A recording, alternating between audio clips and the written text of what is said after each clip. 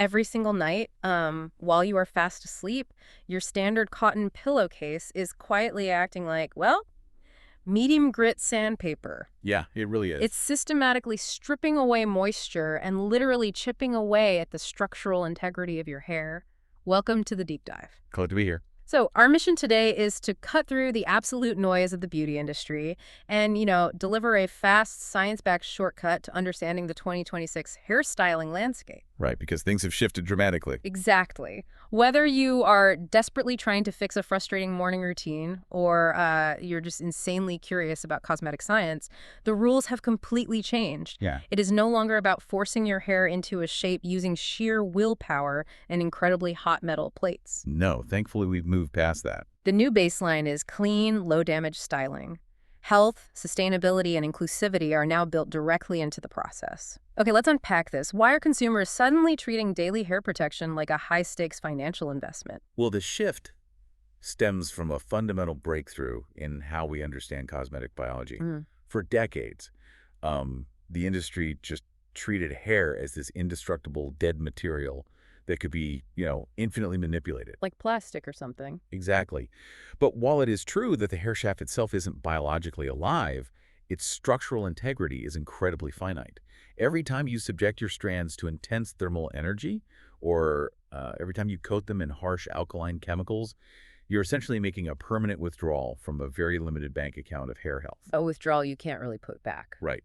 What we are seeing define the 2026 landscape is the realization that you just cannot build a strong house on a cracked foundation. Yeah. The focus has moved entirely from, reactive damage control to proactive biological preservation. I love that. And if we are talking about building a house, we really have to look at the foundation we're working with before the hair even leaves the follicle. Yes, the scalp. Because according to our sources, we need to completely rethink scalp hygiene and hair porosity.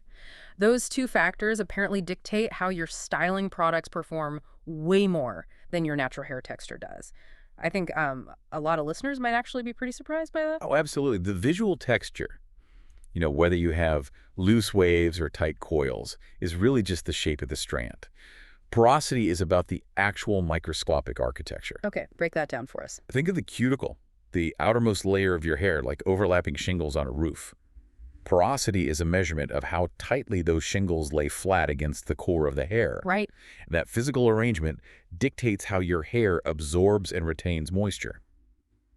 We now have these highly accessible porosity testing kits that give you a definitive answer without just, guessing. Which is huge, right? Yeah. You essentially submerge a clean strand in water and observe its buoyancy over time to determine its structural density. Having the results from one of those kits seems to change everything about how you treat your hair.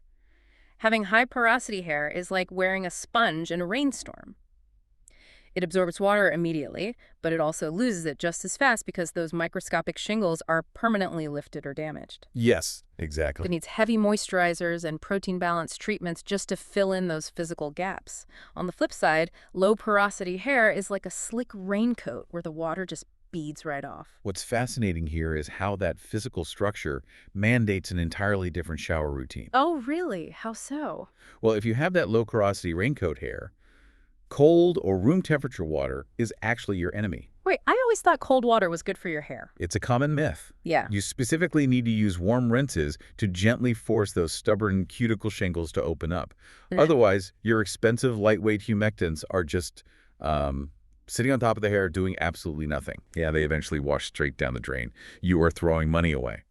Conversely, high porosity hair requires cooler rinses to encourage those damaged shingles to lock down and seal the moisture inside.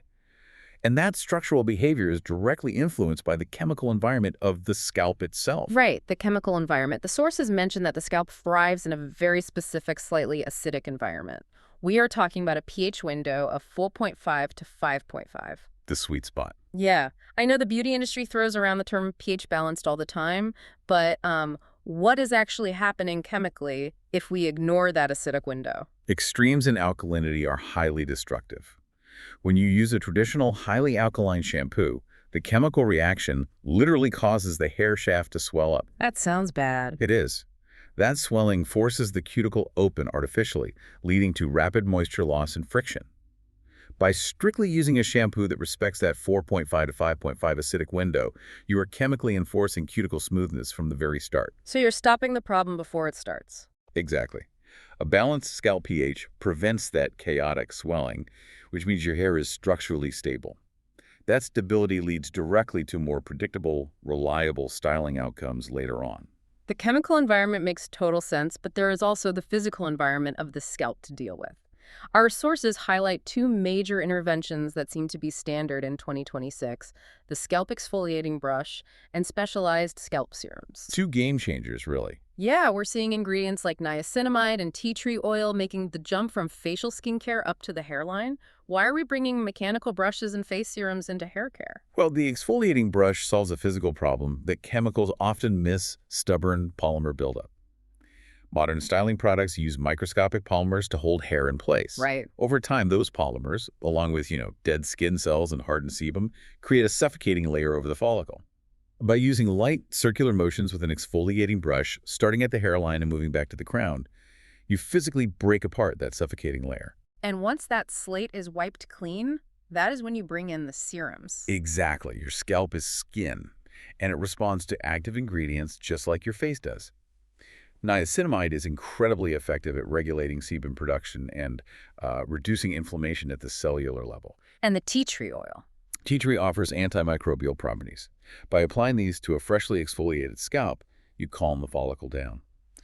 A calm, balanced follicle produces a healthier, more resilient hair strand. So we have set the foundation. The biological canvas is prepped and stable. But then we get to the actual styling process, and this is where the source material takes a massive pivot. It really does. Because the heavy lifting of modern styling doesn't actually happen in the morning anymore. We are moving from chemical balance during the day to mechanical protection during what we can call the night shift. The night shift is crucial. We spend a third of our lives asleep.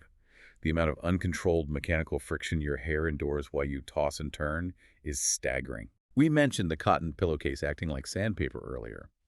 Cotton fibers are highly absorbent, aggressively pulling hydration out of the hair, while their rough, microscopic texture snags and chips away at those cuticle shingles. It is an incredibly hostile environment for hair health. I have to stop you there, because whenever I see a brand pushing a $60 mulberry silk pillowcase or a designer satin bonnet, my cynical brain instantly thinks, well, this is just a luxurious aesthetic trend designed to upsell us on fancy accessories. Are you telling me there is actual physical science proving a satin scrunchie does structural work? The physics absolutely back up the necessity. Mechanical tension is a highly destructive force. When you measure the coefficient of friction, silk and high-grade satin offer a near frictionless surface compared to cotton. Okay, so it literally slides better. Exactly. When your head slides across a mulberry silk pillowcase, the hair glides rather than catching and snapping. Satin bonnets provide a physical barrier that stops the delicate hairs along your edges from being tugged against your bedding. And the scrunchies. Even satin scrunchies distribute tension evenly across a wider surface area, preventing those severe, localized stress fractures that traditional elastic bands cause. These accessories look luxurious, yes, but their primary function is acting as a vital mechanical defense shield. That defense shield is also protecting the centerpiece of 2026, styling the Heatless overnight set. This is where we get into overnight braid sets and no-heat curl rods, like those flexible foam flexi rods. The absolute best. Instead of waking up, plugging in a tool, and blasting your hair with raw thermal energy, the modern approach is to manipulate the hair gently overnight while it dries. How does this actually work on a chemical level without heat? It comes down to manipulating hydrogen bonds. Hair contains millions of these weak temporary bonds. When hair is damp, water molecules break those bonds, making the hair highly flexible and malleable. Right, because it's wet. Yes. And as the water evaporates and the hair dries, those hydrogen bonds reform and lock into whatever physical shape the hair is currently in.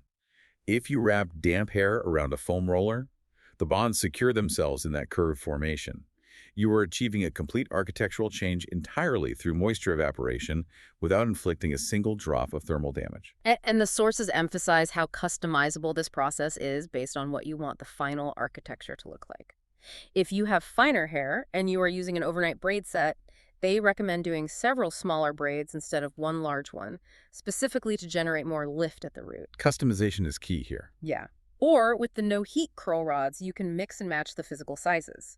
You use large diameter rods for loose, beachy waves and smaller, tighter flexi rods for defined ringlets. You wake up, pull them out, and the style is essentially 90% finish. The efficiency is unmatched. By managing the hydrogen bonds overnight, you completely bypass the most damaging phase of traditional styling. So the night shift is over, the sun is up, and the overnight rods are coming out. We are officially entering the day shift.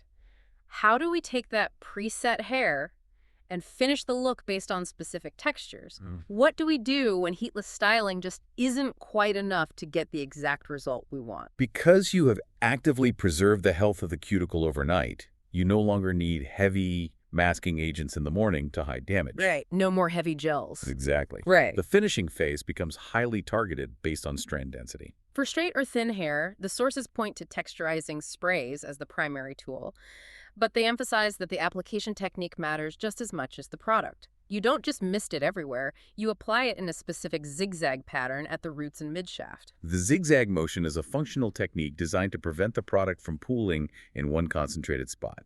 Fine hair is easily weighed down, Absolutely. By sweeping the spray in that alternating pattern, you distribute the micropowders evenly.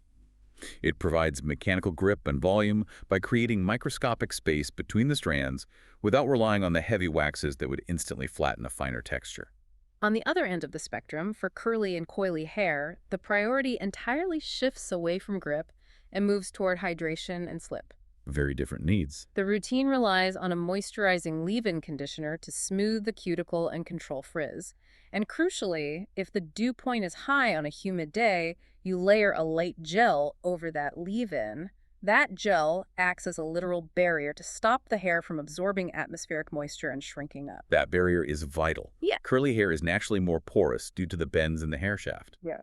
Without that gel casing, the hydrogen bonds we talked about earlier will instantly try to absorb humidity from the air, breaking apart and reverting to their chaotic, frizzy state. But let's be real for a second. Even with the absolute best overnight flexi rods and the most meticulously applied texturizing sprays, sometimes you just need to reach for a curling iron or a flat iron to fix a section. Heat is occasionally unavoidable. It happens to the best of us. But the 2026 protocol demands absolute discipline when using it. Here's where it gets really interesting. Hitting your hair with 400 degrees without a heat protectant spray is literally like pulling a hot baking pan out of the oven with your bare hands. That is a brilliant way to visualize the physics involved. Thermal injury to the keratin structure is immediate, and it is irreversible. Irreversible, that's a scary word. It is. The heat boils the internal moisture of the hair, causing it to erupt through the cuticle. A heat protectant spray acts exactly like a silicone oven mitt. It doesn't stop the heat entirely, otherwise your hair wouldn't reshape, but it significantly slows down the rate of thermal transfer, distributing the energy evenly so the strand doesn't physically burn. The formulations for these thermal shields are highly specific now, too. If you want a lightweight feel because you plan to air dry first before touching up, you reach for a silicone-free protectant. But if you are doing intense thermal styling and need serious slip to prevent the iron from snagging, you have to use a silicone-based formula to create that heavy-duty barrier. Beyond the chemical barriers, the hardware itself has undergone a massive upgrade. Temperature-controlled styling irons are no longer a luxury. They are a standard requirement. We're talking about irons with precise digital readouts and auto shutoff features. Thank goodness for auto shutoff. Right. The industry has established strict thermal zones based on strand thickness. If you have fine or chemically treated hair, you are absolutely required to stay in the low to medium zone, which hovers between 320 and 380 degrees Fahrenheit. If we connect this to the bigger picture, these smart tools are essentially idiot-proofing our morning routines. They digitally store your specific temperature settings so you cannot accidentally fry your hair in a rush. That is so smart. Yeah, that theoretical upper limit of 450 degrees Fahrenheit is strictly restricted for incredibly thick, coarse hair, and even then, only with very brief contact times. The golden rule that dictates modern heat styling is absolute efficiency. Never pass the iron over the same section of hair repeatedly.